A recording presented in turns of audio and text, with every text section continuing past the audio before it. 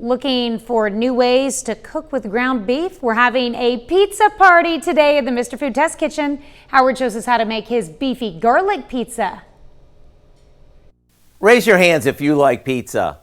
You know, I might not be able to see you, but I'm sure there's lots of you at home with your hands raised. Well, guess what? Today's your lucky day because we're having a pizza party.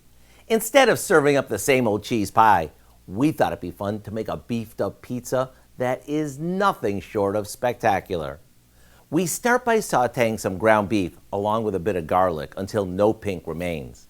After draining it, we stir in some fresh plum tomatoes that we've seeded and chopped, along with a bit of salt and pepper. This'll be what sets us apart. Next, we roll out a store-bought pizza dough. You could even use a pre-made pizza shell, or if you're watching your carbs, a cauliflower pizza crust. Now we spoon the tomato and meat mixture over the crust and top it with strips of provolone cheese, and into the oven it goes. And by the way, if you're not a big meat eater, you can substitute the beef with a plant-based protein.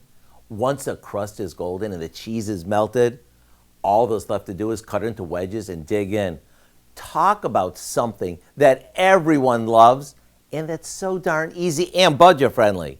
The recipe for our beefy garlic pizza is online now, so you can throw your own pizza party at home as soon as tonight. I'm Howard in the Mr. Food Test Kitchen, where today we found a beefy good way for you to say, ooh, it's so good.